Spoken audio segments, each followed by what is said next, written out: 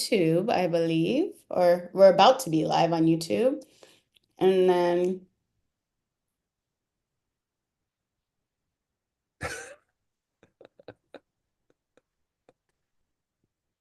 okay, yes, we are live on YouTube. And then I think we're live on Insta. Slow Friday for me. Yeah. Can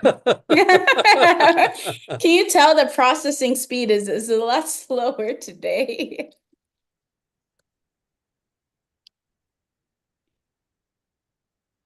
So send me a request and I'll Okay. on because I'm live on Hi. Hello, 101. hello, Hello, hello. everybody. Happy Friday. Okay, I sent the request. All right. Hi, guys. Hello, everybody. Where are you guys from? Okay. I think we're on.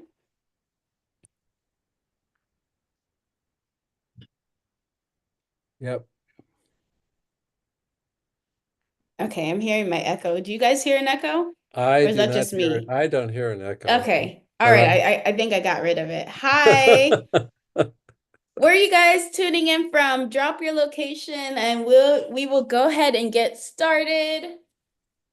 Happy Friday. Share what weekend plans you have, and if it's just being on the couch, that's plans to me. And you can already go ahead and start sharing questions if you have any burning questions you want to get right in there. The earlier, the better.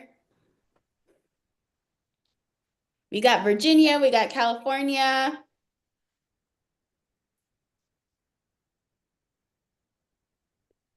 Pomona, California, Philly. Is that Philly? Villa? Okay, we Germany. already got our first question. Germany. Hallo, wie geht es dir? Toronto. Hey. We love you, Canada, despite what you hear from Oh our my gosh, government. Canada, don't please. We uh, we we don't. We like peace. Lagos, hey. I'm gonna be, oh, Dr. Q doesn't know this, but I'm gonna be in Nigeria in a couple months. Oh, wow. This girl travels a lot. I think. Sehr gut, danke. Okay. Um, Philly always shows out. Ghana. Hi, Ghana. Our frenemy. Long Beach. Hey. Okay, but let's go ahead and get started with that first question. I saw it, something about leg ulcers. Please, Yeah. how do sickle cell cure leg ulcer? Leg ulcers are probably, well, there's a lot of hard things to cure in sickle cell, but leg ulcers are one of them. So leg ulcers are really, they reoccur and they are really, really difficult to heal. So some people, the things I've heard about, but I've never actually seen papers that like did you know, did a study to figure out if they worked or not. One of them is transfusions. Some people will put you on exchange transfusions, try to get that S really low so that it's not, you're not, you're not dealing with that. You're just dealing with the leg ulcer.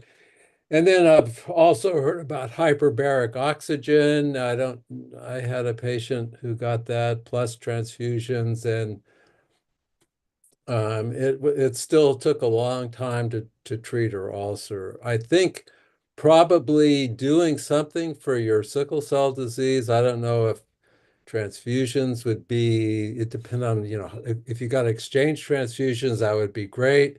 If you've been getting transfusions and you're iron overloaded, that's to get more straight transfusions is kind of problematic, unless you're really good at your chelator.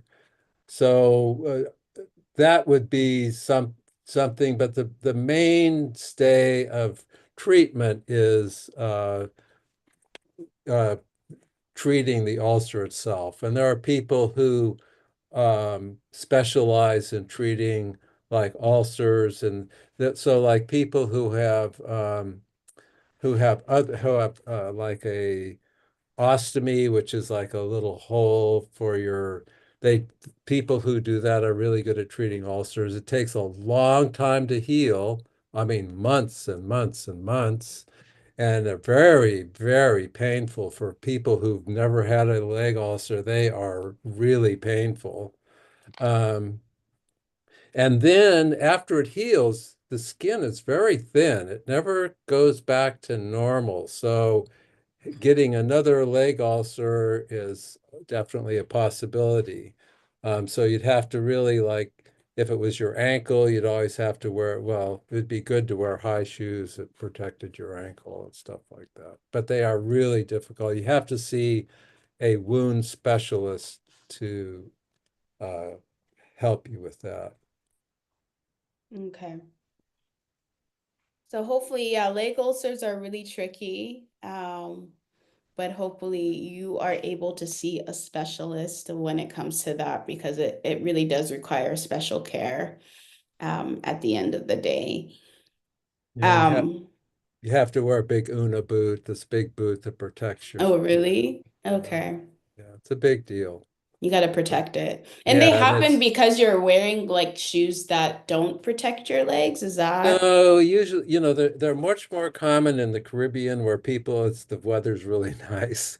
So people are running around in flip-flops or whatever, Mm, and you yeah. hit your ankle against something, and Mm, then it causes damage that doesn't repair very well. Sometimes leg ulcers will start off, it looks like just a teeny tiny little black like a sore, but it's really, really tender, and then that breaks down, and it just gets bigger and bigger. And I think initially people might misdiagnose or not really realize what it is because initially it doesn't look very bad, but underneath the skin where you can't see, there's damage going on. So. Yeah. I'm yeah. sorry to hear that somebody lost their I daughter saw that too. My heart at goes out to you. I'm 27. I'm Too so, so young. sorry. On her 27th birthday, that pain doesn't ever go away. I'm so Yeah. sorry to hear that. That's devastating.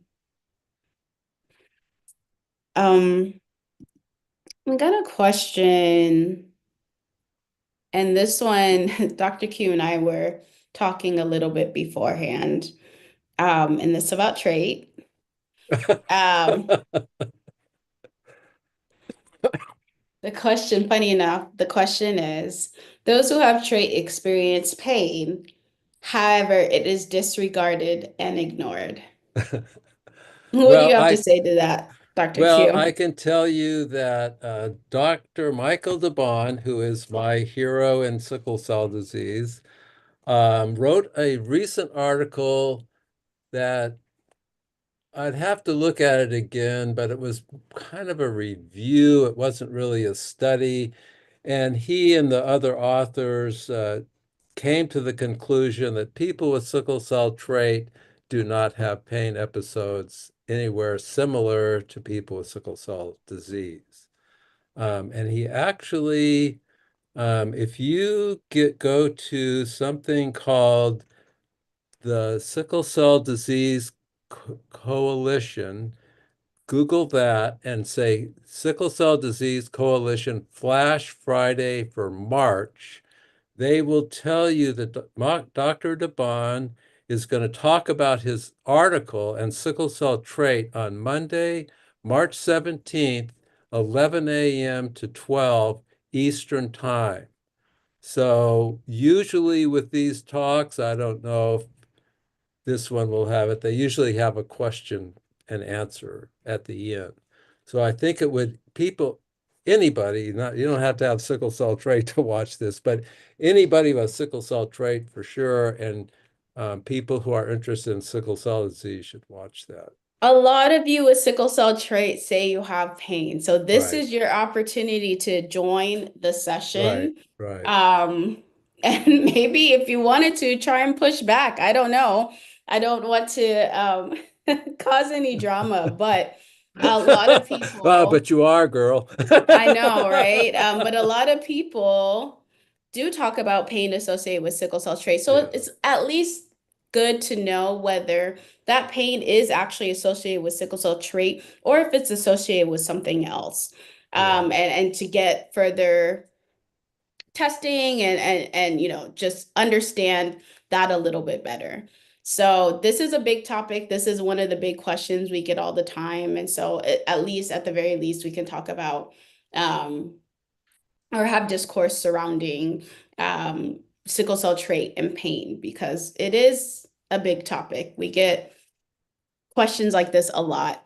Um, so yes, I will encourage you to, if that's an open event, attend and ask your questions and so on and so forth. There also is not a terribly large amount of research surrounding sickle cell trait and pain. So I right. will say that as well. Yeah, so the article is sickle cell trait does not cause sickle cell crisis leading to exertion related death. So what they're saying is sickle cell crisis is not related. Like one of the problems is that there's a lot of like deaths in custody.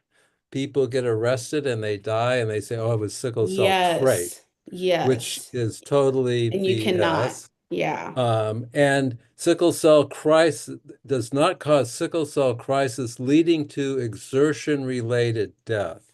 So that is true, but I'd have to reread it, but the impression was that people with sickle cell trait um, do not have pain episodes. But you could, if you go to Blood, if you go to Ash Publications Blood, you can probably download that article for free. And this is an important topic because there was a New York Times, I think, article that came out surrounding police brutality and, that resulting in the death of Black individuals. And they, I guess, cause of death was sickle cell trait. Right. And we know that to be incorrect. And so I think this discussion is important for the sake of that conversation, particularly. Um, because let's call a spade, right, and really get accurate information out about that. So Yeah, I think that's part of the good part of this is that you can't with this article and it's a review, so they reviewed literature. It's not a study. Um, it's a way for people to have evidence that you do not die from sickle cell trait. So in it's that not like sickle circumstance. cell disease. It's not going to cause problems that lead to death in custody or something. Okay. But So I think it's worth going and listening to Michael DeBoni. He's a really smart guy. He's like he knows 1,000 million times more information about sickle cell than I do. That's for sure. all right. My son is now starting to have frequent headaches. His genotype is SC. Is this common? Headaches are really common in hemoglobin SS, but SC is not a milder form of sickle cell disease. That's what people like to say. So hemoglobin SC has a lot of problems.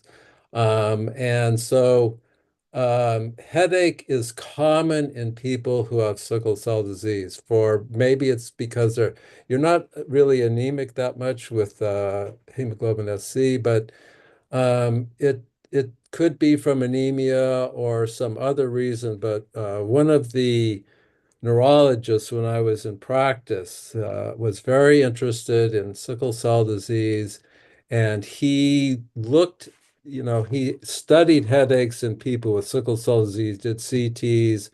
Not sure if he ever did MRIs, but he came to the conclusion that people with sickle cell disease have more headaches, but they aren't related to any physical problems. So he couldn't figure out why people with sickle cell disease have more headaches, but it was the fact that they did. And it could be there's a lot of reasons you could have headaches with sickle cell disease, SC or SS or another variant. So, what do you do about that? I think the first thing you have to do is go to get your primary care to send you to a neurologist, a headache specialist, just to make sure that there's not something else going on. It's not a migraine or it's not some other thing.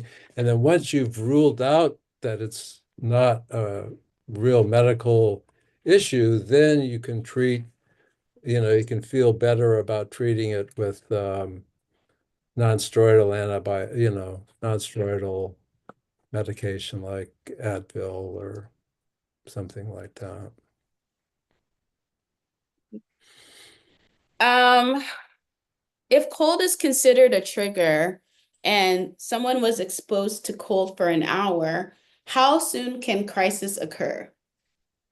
It could occur pretty quick because what cold does, it causes vasoconstriction. So your body's trying to preserve body heat. So in your arms and legs, whatever was exposed, those peripheral vessels, they get smaller and that induces more sickling. And so you could have pain well, I mean, I know people who jump into a cold pool have pain like within less than 15 minutes, right? You've done that, haven't you, Cassandra? Jumped into a cold pool and Once and got only pain. once? And no, I didn't jump. I like eased my way in because I don't know how to swim. Um,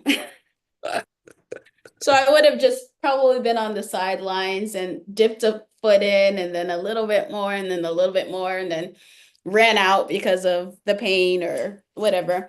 Yeah, it's pretty fast. It doesn't Yeah. take a long time. Yeah. I just remember shivering, like shaking because it was so cold. And after that, I just did the hot tubs and that was it. I did have a young girl who wanted to learn how to swim, and what she would do is she would go swimming, and it wasn't, not sure, I don't think it was a heated pool, and she'd go back and then just take a really hot shower until she warmed up. And Mm. she ended up not having any pain episodes.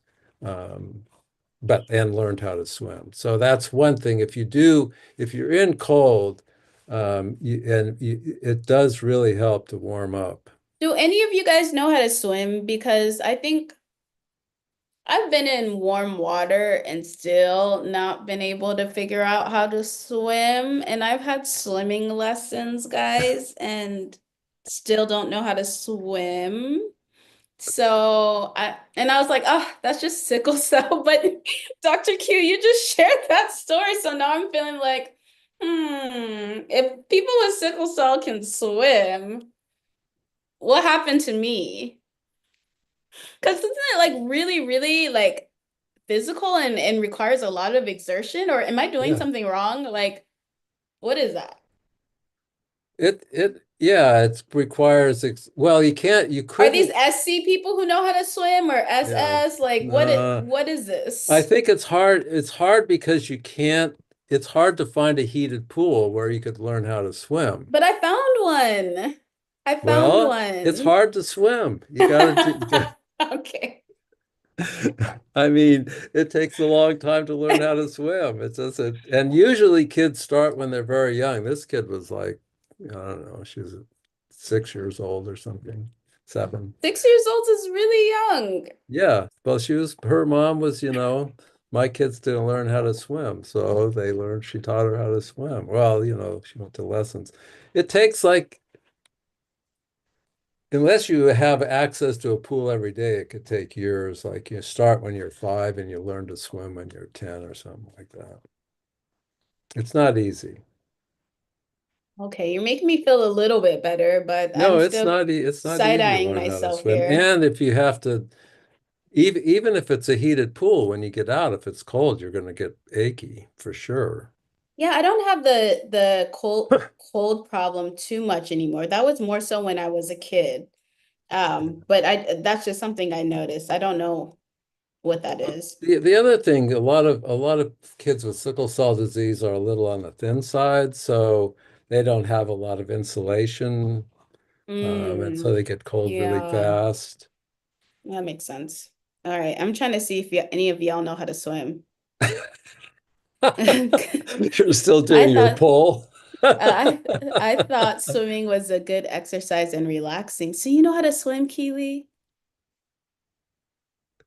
Ah, and then Uh, Karinga Lula knows how to swim. What's wrong with me, guys? Okay. Well, there you go. There you have it, you guys.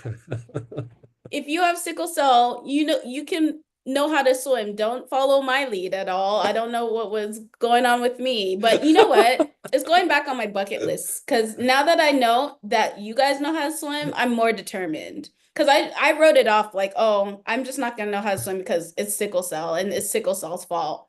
But now that I know that you all know how to swim, I'm going back into, let me go ahead and take some swimming lessons. Let me try again. I'll try again.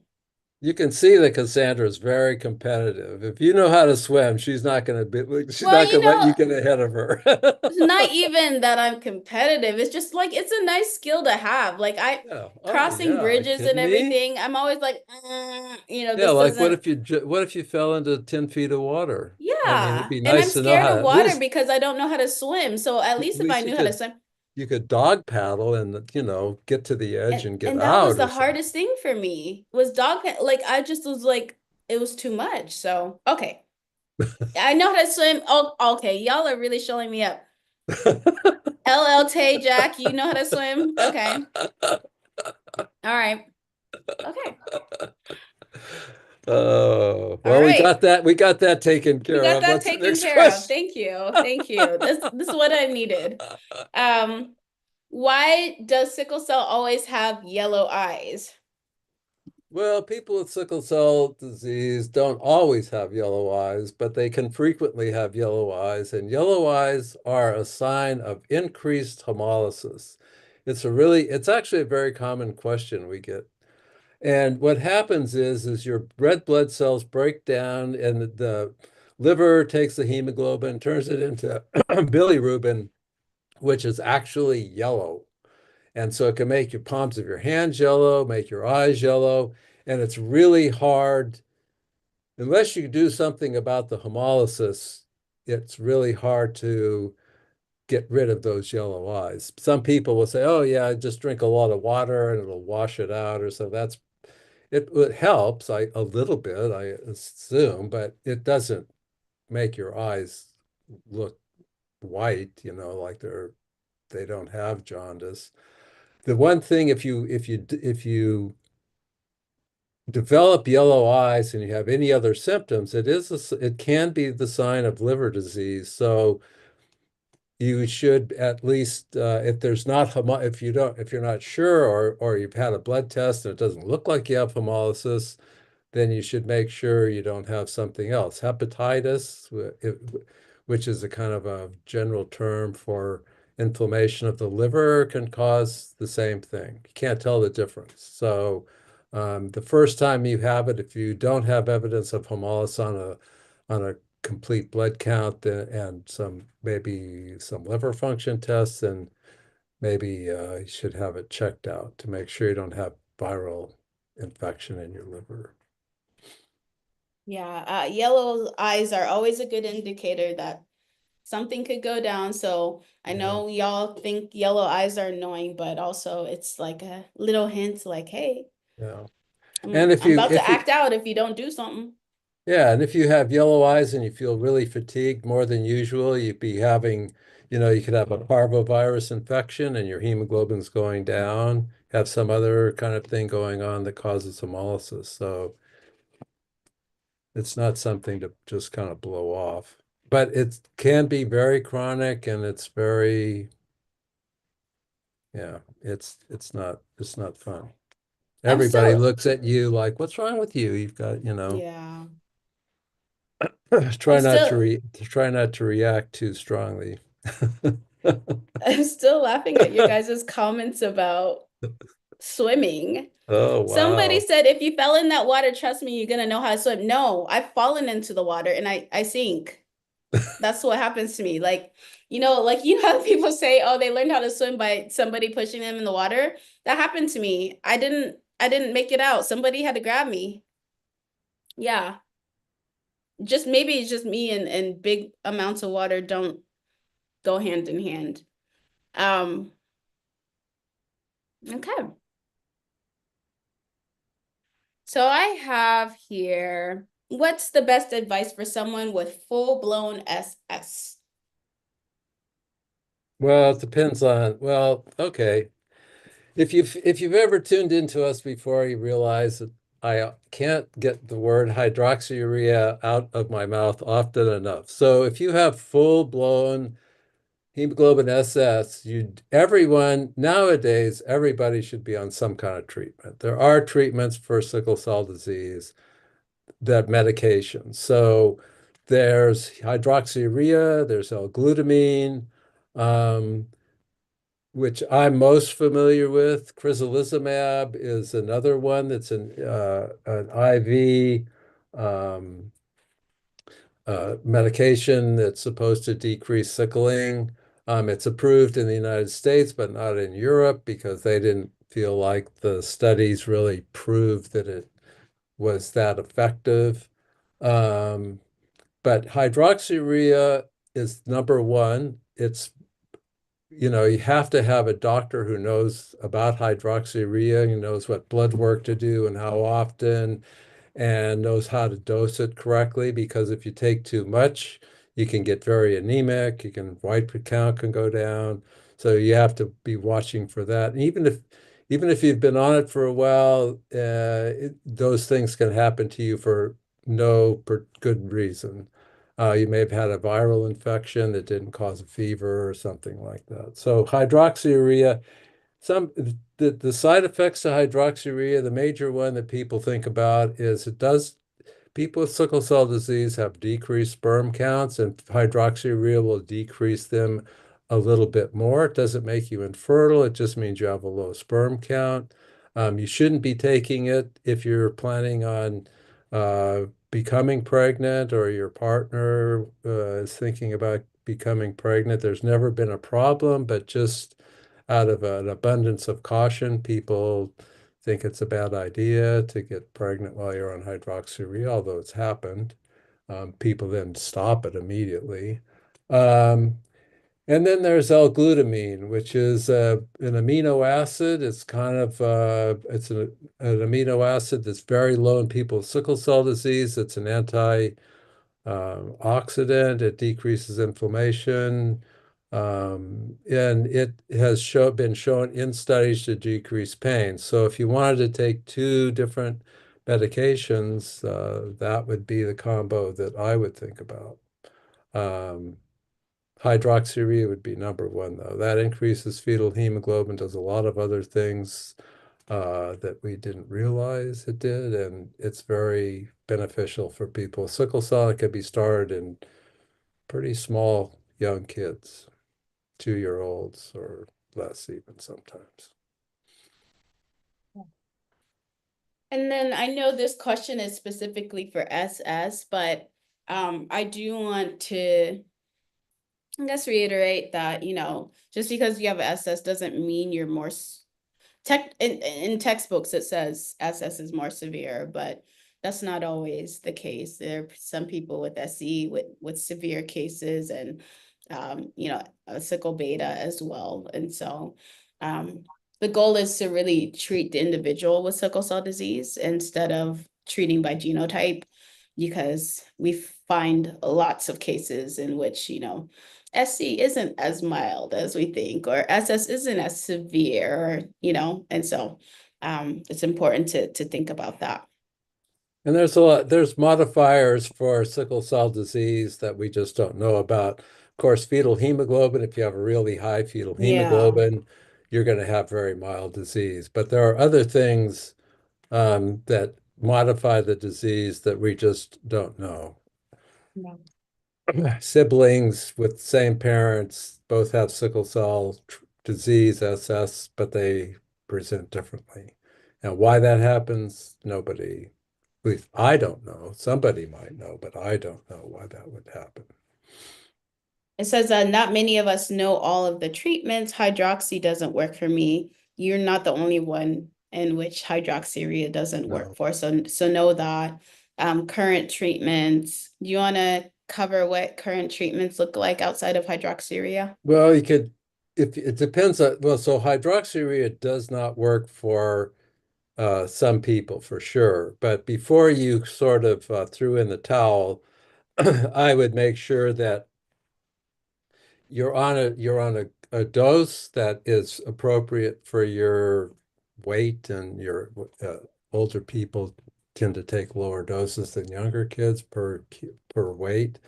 Make sure that it actually is making some changes in your complete blood count, that you know it's working. You could look at your fetal hemoglobin, make sure that that's if it's not going up and your hemoglobin isn't going up, then it really isn't working. Um,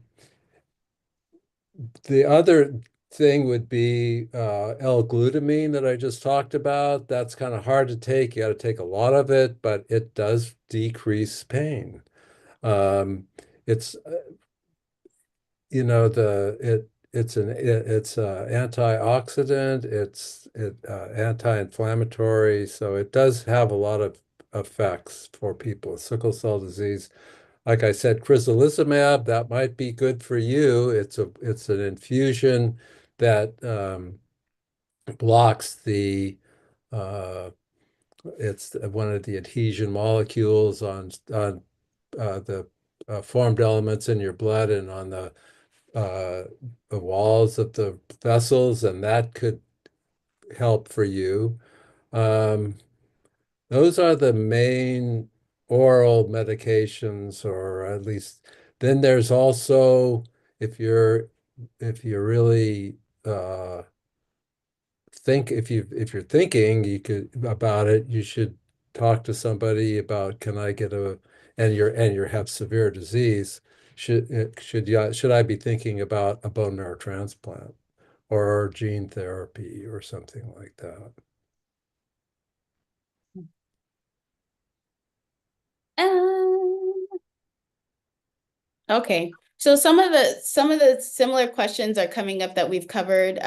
We covered at leg ulcers, and just to give you SparkNote's version of what we discussed earlier, they're really hard to treat, but you should see a specialist in regards to leg ulcers and keep the leg ulcer covered.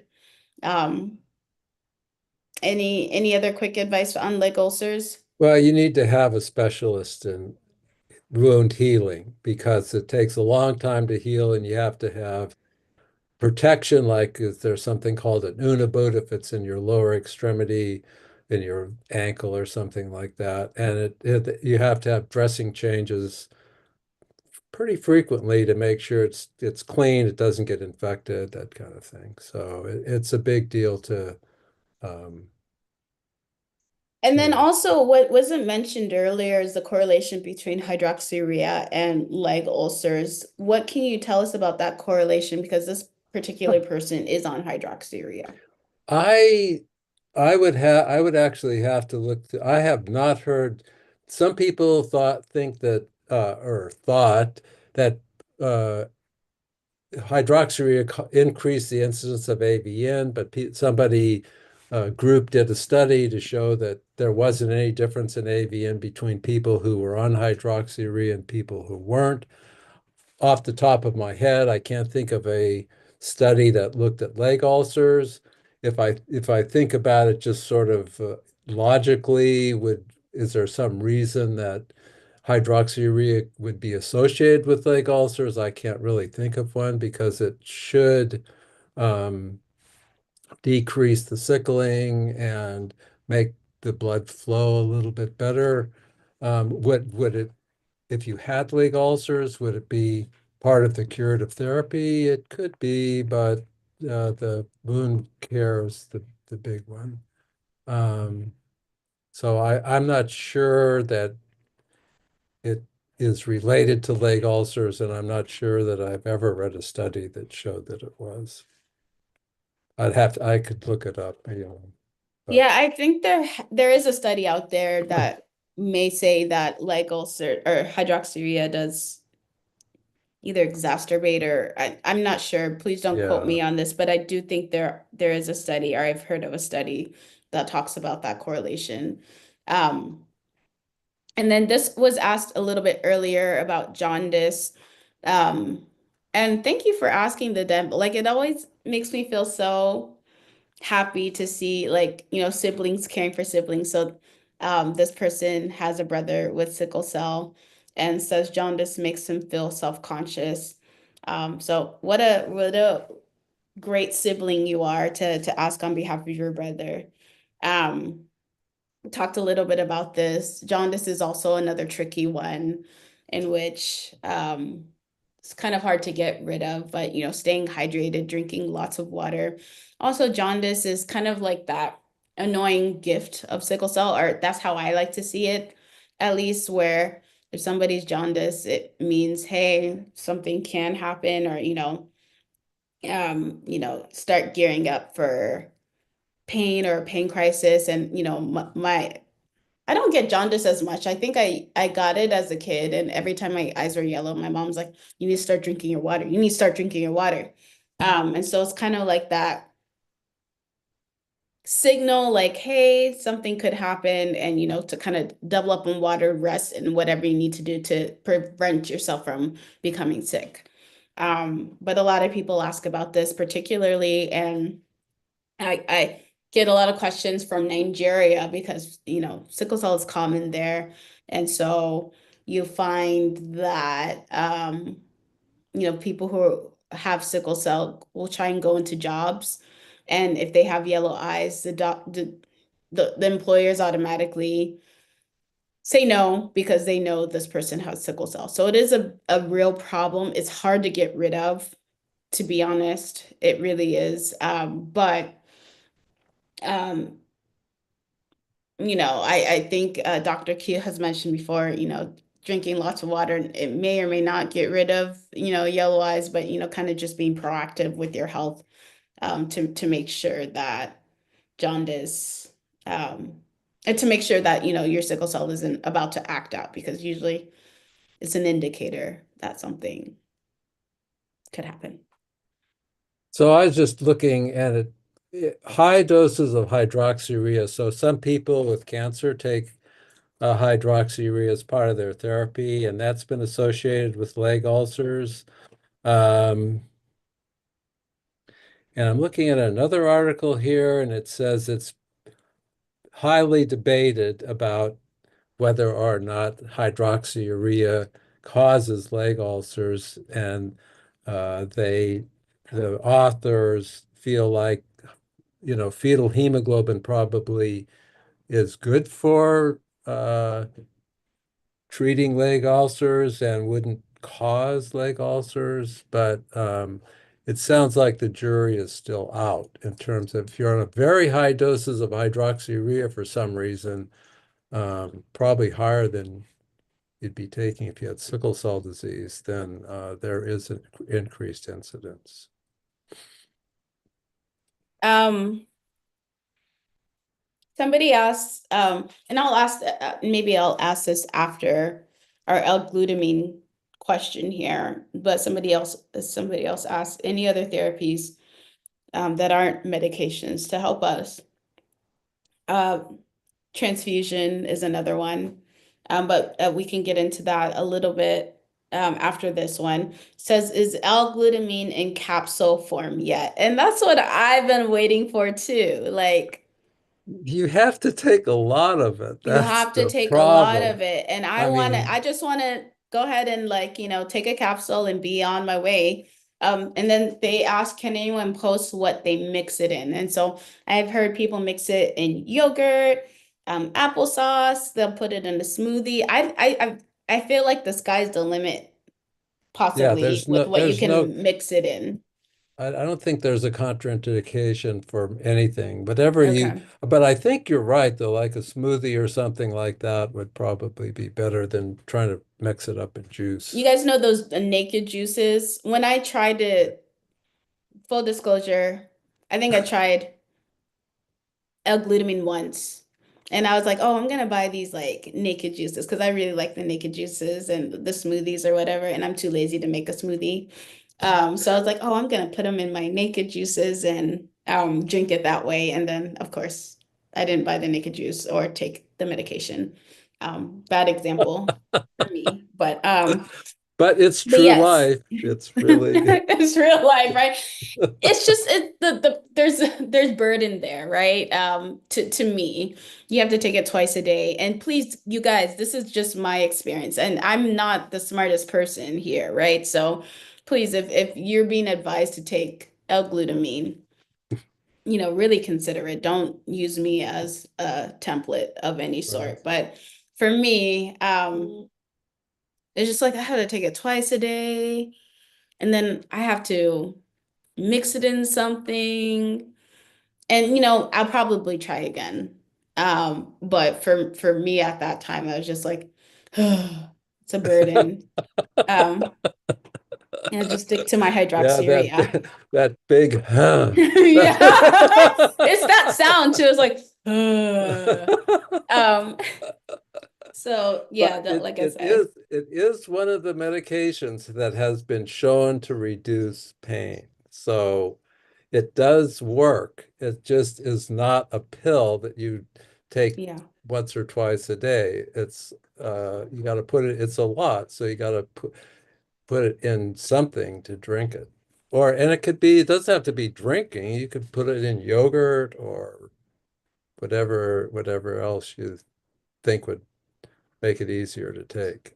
And Be I think hard. it's a I Go think ahead. it's a good segue to say that L-glutamine also, and this is actually the appeal to me for L-glutamine, is that it's naturally occurring in your body. So Right. this person asked, anything else besides medications? And you can think of, I mean, L-glutamine is a medication because it is pharmaceutical grade and it is important to take it in pharmaceutical grade for the effect.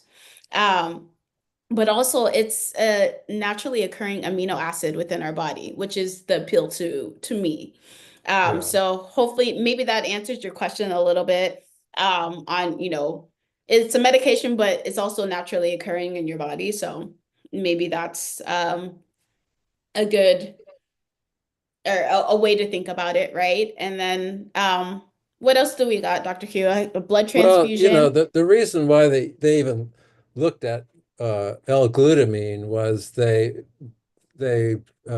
realized that L-glutamine was low in people who had sickle cell disease. So at the beginning, I think they just wanted to know whether or not would giving L-glutamine to people with sickle cell disease change anything. Um, and initially, they were looking at, you know, all the different uh, small molecules in your body. Does that change? Is it safe? And then it took a long time. They started doing this in, I think, 95 or something like that. And it took them you know, many years to get to the point where they did a phase 3 study to show that it decreased pain. It was very well studied. The same person was involved in the beginning all the way through until it became FDA approved for sickle cell disease. Um, and like Cassandra said, it's an amino acid that's found in your body uh, anyway. So it's like it's not, it's technically not a drug. It's a kind of um, it's just like an additive. But you do have to take a lot of it. And yet you really need to talk to your primary care provider to make sure you're on the right dose, that you're getting the right, the whole thing. You can't just decide, oh, I'm going to go to Amazon and buy 5 pounds of L-glutamine and start taking it. That wouldn't be a good idea. What about other non non-medicines to treatment for sickle cell? Well, I know someone who takes turmeric for their sickle cell disease if they have pain. Is Um, that me? that's you, yeah. So I've kind of fallen off of my turmeric too. But I'm there's not a a good patient. I'm not a good patient. No. but I Um, mean I think the basic thing is hydrated, a good diet, um, and and just doing the normal things like what your mom told you to do when you were a kid, or if you're a mom, what you think your young kids with sickle cell disease should do. Those are the basic things, sleep, good diet, not a lot of red meat, because that's an pro-inflammatory, a lot of vegetables and fruit, those kind of a what some people call a Mediterranean diet. And then make sure you get calories. People with sickle cell disease use up a lot of energy making red blood cells, so you need to have probably more calories than other people do.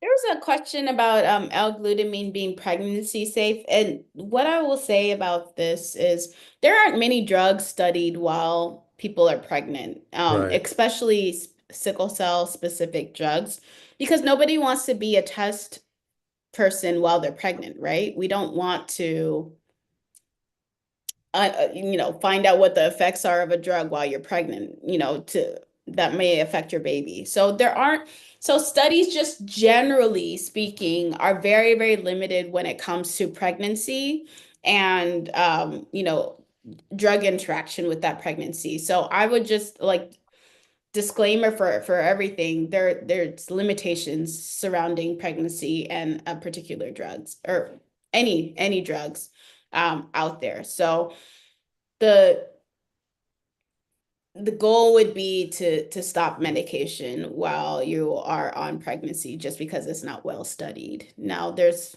probably some therapies more studied than others, like stuff like Tylenol.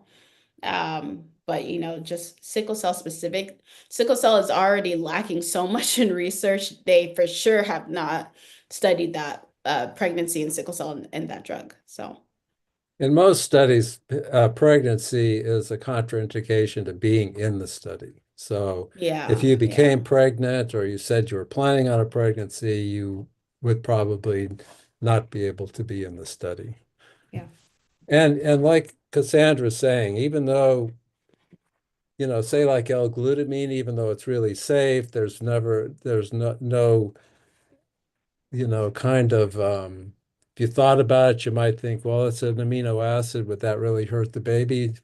Maybe not, but nobody knows. And animal studies don't always reflect what happens in humans. So they might say, oh, yeah, well, we did a study in mice or something and it didn't seem to have an effect. But Yeah. that's not, that's what you do before you decide to do something with humans to make sure it's safe for other animals. Okay.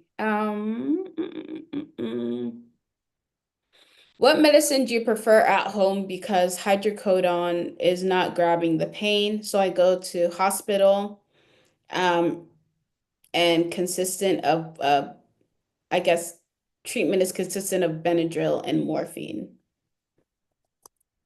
What's the question? The question is, what medicine do you prefer Oh, at home? And you know what?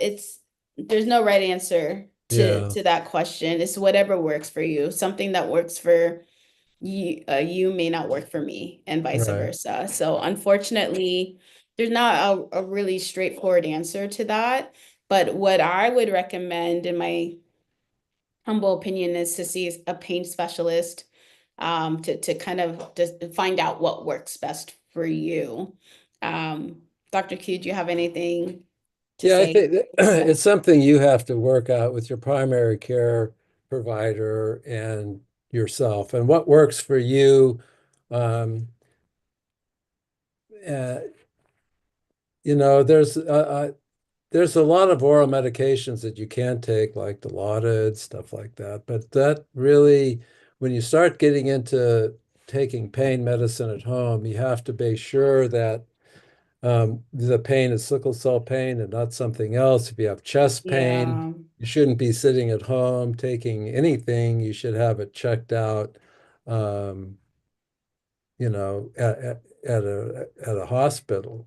And opioids are all the same, relatively the same, pharmacological effect. So you just have to pick one that you don't get. Like a morphine makes some people really sick to their stomach. It's very can get they all cause constipation if you take them a lot.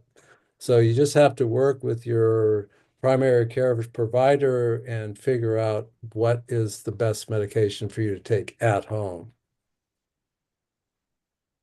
Yeah, same with this follow-up question. Do you think oxycodone is a good pain reliever? What are, I guess, Dr. Q, what are the typical pain relievers that you've seen used within Well, sickle cell? I mean, people take Tylenol with codeine. Codeine does give you an upset stomach. People take Oxycontin, other kinds of formulations like that. And then some people take Dilaudid or really kind of more, or they take, other kind of heavy duty opioids that because their pain is so severe, they need that. Some people take opioids every single day because they have pain every day. You really, there's no one medication that's going to work for everybody. You have to work with your provider to figure out what can I do at home so I don't have to go into the emergency room. Hi, Straight Brandy, no chaser. Nice to see you on live today. Always great seeing your name. Um, So this person asks, my son has sickle cell disease and constantly feels pain on his legs. Is that something common? Yes, that is common.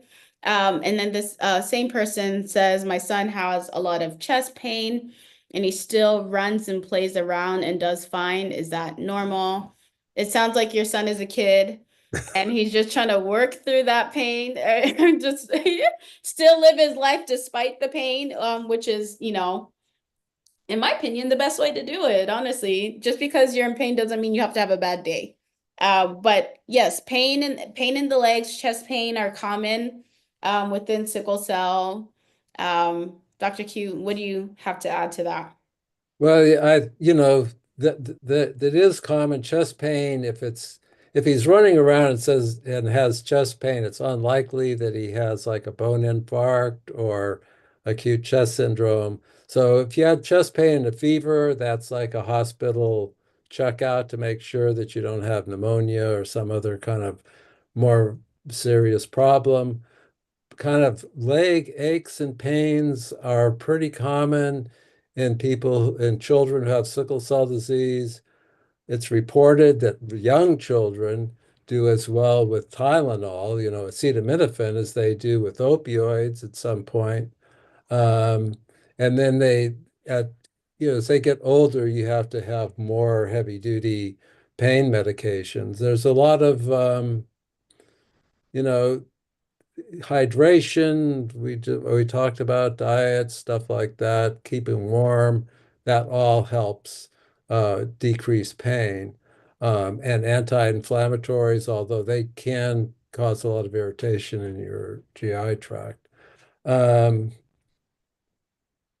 you have to be sure that if a kid is running around and saying they have pain, that's one thing. But if a kid is complaining about leg pain or chest pain and they're not running around, then kids are not great historians. They can't really tell you like an adult can, and they haven't had sickle cell disease for 20 years. So you have to look at the kid and there, and see does this child look sick to me as the parent. And if you do think the child looks sick, don't hesitate to take him into the clinic or the emergency room to make sure he's okay.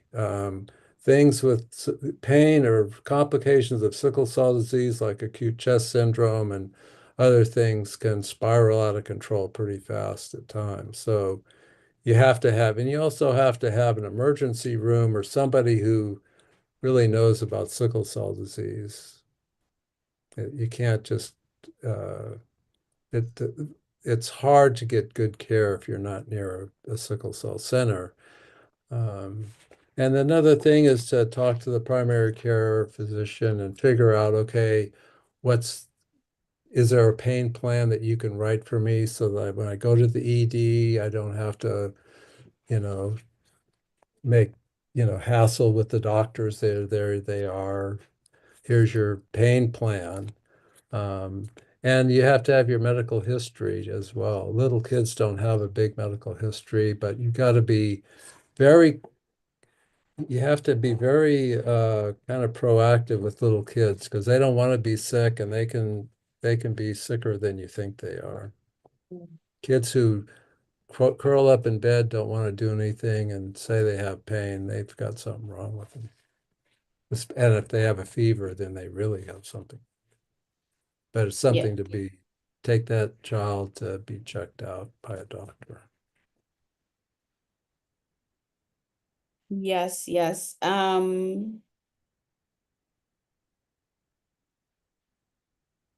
Let's see what we got here. What else we have here? Somebody was saying, is that pain, is it common to have that pain in the same spot? I always grew up having crisis pretty much in the same spot. It was always my lower back, it was always my knee. Um, and it'd be, either one knee or the other knee. And so I think crisis tend to happen in the same spot. What do you think, Dr. Q? Well, pain episodes mean that there's ischemia, that the blood isn't getting to some tissue and that the tissue is damaged.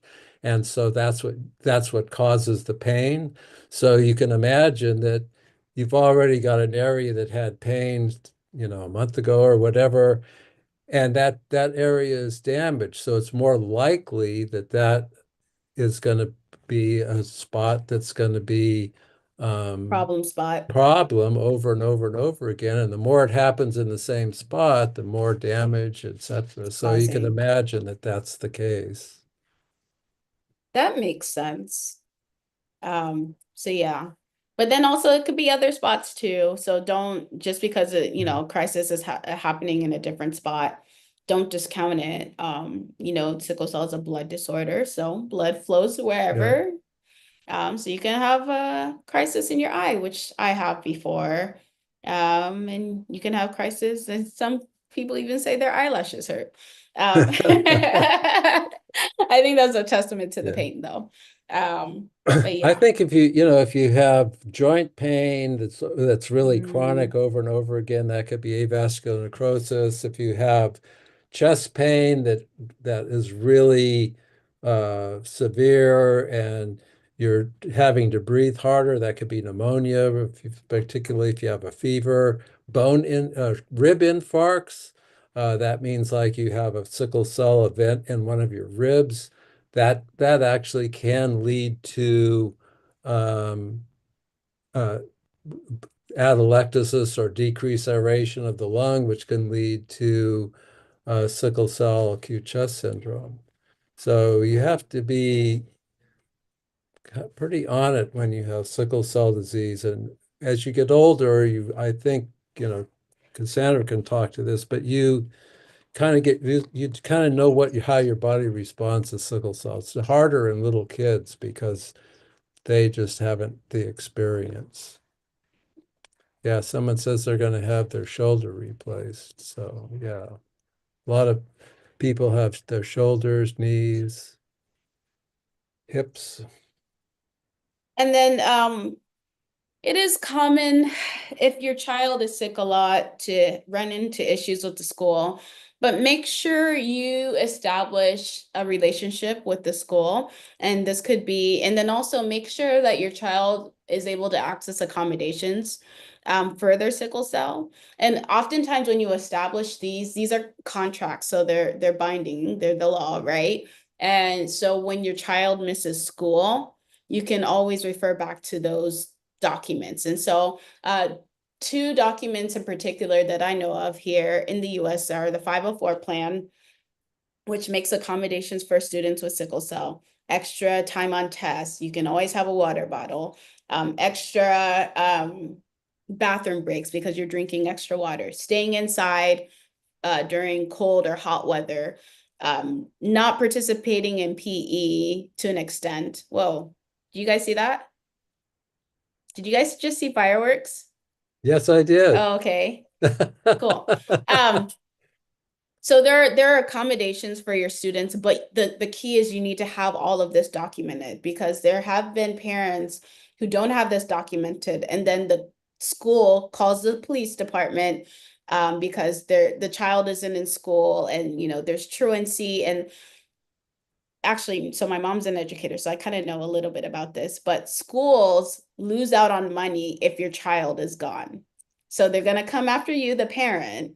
And if you don't have anything, any kind of documentation that says, hey, my child has sickle cell and this is a chronic disorder and they may be in the hospital and all of that, then you will get in trouble because you messing with the school district's money at that point, right? And so you need to make sure that your child has it's documented with the school, with the nurse, all staff knows that your child has sickle cell disease, and these things can happen.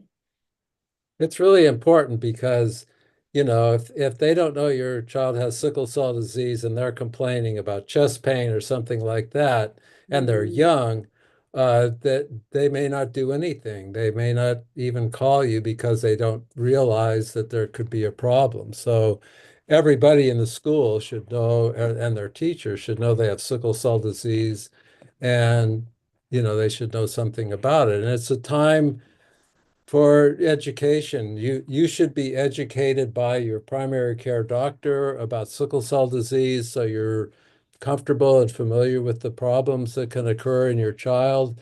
And then you could be an advocate for your child and maybe teach people out of school what sickle cell disease is and how it affects your child and your family. It's a opportunity to educate people about sickle cell. And maybe there's somebody, if you go to a sickle cell clinic, that a nurse practitioner or somebody who might go to the school and give a talk about sickle cell disease to the staff so they feel more comfortable having kids with sickle cell disease in the school and who to call. So the school needs to know how to get in touch with somebody if your child really does have a fever or appears to be very sick. I see a question for me. My daughter is SS. She turned 11 is and starting to show signs of puberty. What's your experience at that age? Is menstruation harder for women with sickle cell? Um, and then it says, for example, I think. Um, so I have a 10-year-old and she's going through puberty too. I will say for me personally, I feel like I hit puberty a lot later. And this might be TMI, but I probably didn't get my period until like I was 16. Probably probably didn't get breast until I was like 18. So it was really, really, really far. Or I guess puberty was really delayed for me. So at 11, I was still looking like probably a 6-year-old. But this is not to say that your 11-year-old with SS isn't undergoing puberty. And I think girls now go through puberty a lot earlier than we did. And I say we, hoping you're maybe around my age, 35, 37. I don't know. But yeah, at that time I had really bad cramps when I finally did get my period. And hormones do mess with me or do mess with my sickle cell as an adult. But this hasn't happened until later on in life for me. So, everybody will have their own experience when it comes to puberty and sickle cell, but just know that sickle cell can exacerbate or puberty and a cycle and all of that can exacerbate sickle cell symptoms. And this is unfortunately, I didn't know this growing up, and a lot of people, this is kind of like developing information. So the two can talk and do mess, I guess, do impact each other. So that's what I will say about that. But I didn't hit puberty until way, way, way later. A lot of it depends on your weight and how, people who have a more thinner children usually start puberty later. And that was me. I was a Yeah. stick. My siblings called me a stick. And like I was just very, very, very skinny. Like teachers would say, "Wow, you're really skinny." So maybe that's why it came really, really late for me. Yeah. So, yeah. And it does for a lot of kids, and they just have to be reassured that it will happen someday for you. Don't. Yeah, and I was like, wow, I'm really never gonna get my period, guys. And like, I had younger siblings. I'm the oldest of six. And they already had their period and I didn't. And like I was feeling some type of way. So that happens within sickle cell, but if your daughter's experiencing puberty, do make sure their provider knows about it because there might be days where she may not like go to school because her period is impacting her sickle cell. So yeah, just keep an eye on that. And studies have shown that there is an association between your cycle and pain episodes. So Okay. We have 5 more minutes. And I don't know what question to ask. Let me go. Let me scroll down.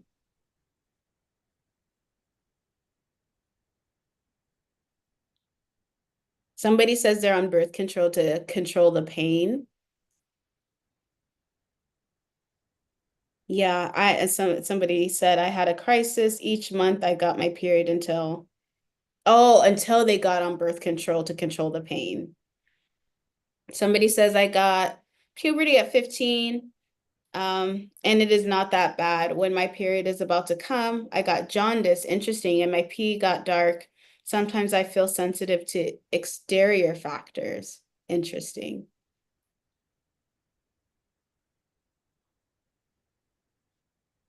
Oh my, yeah. So someone says I have SS as well. My cramps were so terrible and still are. I had really, really bad cramps too. So yeah.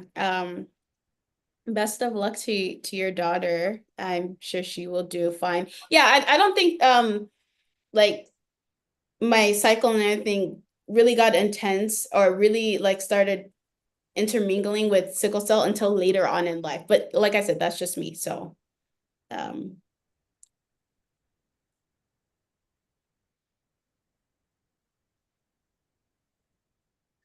okay.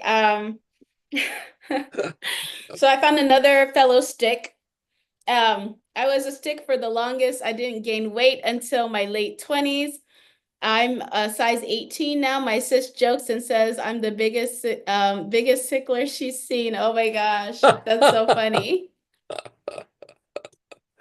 Same with me. Same with me. Now I wish I was a stick. But yeah. All right. Did they get better after childbirth? Did my periods get better? I think they got worse. Sorry, guys. For me, they got worse. Speaking of child, Zara, do you want to come say hi? This is my 10-year-old.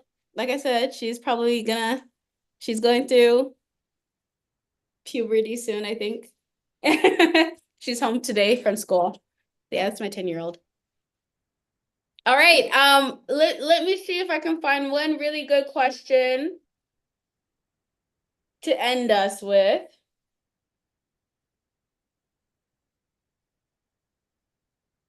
Here's one.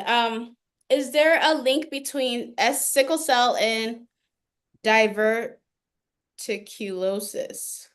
No, I'm a 30-year-old female on hydria. I haven't had a sickle cell crisis in over 10 years. No family history of diverticulosis. What is that? What is diverticulosis? that's a problem with your GI tract. It does. I don't think it's associated with sickle cell disease at all. It could be inherited, but it's not something you would see associated with sickle cell disease. Oh, someone asked if we covered bone marrow transplant today. No, we didn't. Um, but we cover it a lot. So if you want to go to previous sessions, we talk a lot about transformative therapies here. And if you have a particular question, feel free to send it to ask@sc101.org. It's a really hot topic. Yeah, so if you have any questions, you can send them to uh, sc101.org, and then I would answer your question. And I usually do a better job when I'm thinking at home and looking things up online. He's a book nerd, guys. Yeah. So yeah, he pulls up the receipts. Um, all right. Well, I think we will wrap up there. I am sorry if we did not get to your question today. Um, but we will be back. That's the good news. And if you, like Dr. Q said, if you have one of those questions you really, really, really need an answer to, then feel free to shoot us an email. And Dr. Q does an amazing job of answering those questions. He pulls up with the receipts, provides all the sources, like you get a research paper. Not always, but sometimes. Um, so yes, he's very, very thorough. Love that he is able to do that, and we're so lucky to have him. So yes, please send any questions over to him, and then we will be back in 2 weeks, I think. And Dr. Q, you want to close us out with your special statement? So, as a disclaimer, this is only my opinion. I'm not advocating that you take any kind of medicine. Although it sounds like I am, I'm really not. The person who could help you with that kind of thing is your primary care provider because they know your history, and they can uh, prescribe whatever they feel like is would be helpful for you. We're here just to give out information and education. That's what Sickle Cell 101 is all about. And so that's my disclaimer. It's my opinion. Other doctors may not agree with me. If you do want more of my opinion, you can always write to Sickle Cell 101. You guys, I kind of don't want to go, but we have to. All right. But and thanks for Colombia. You guys, you're coming all the way from Colombia. Can I come visit you? Um, my daughter has sickle cell trait. So my husband is AA. What's the best way to connect with you? Is this with me or is this with Dr. Q or with Sickle Cell 101? For me, I'm on Instagram. You can send me an email, ctrimnell@sc101.org. If you like to connect, if you want to connect with Dr. Q, he's K Carollo, or you can just, to make it easier, ask at SC101 because pretty much all the emails go to him for that.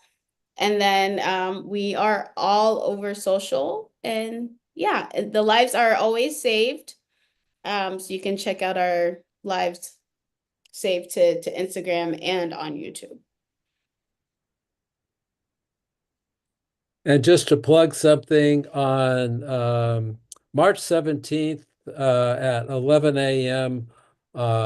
Eastern Time through the Sickle Cell Disease Coalition. You can look that up. Dr. DeBon is going to be talking about sickle cell trait and pain. So I think that would be something a lot of either you or somebody you know would be interested in that. Yes, you guys love to talk about sickle cell trait and potential pain associated with it. So definitely join that. And we will see you next time. Thank you guys so Okay. much for being here. Happy Friday. Enjoy, relax, don't stress, and rest. All right. Take care, guys. Bye-bye. Bye.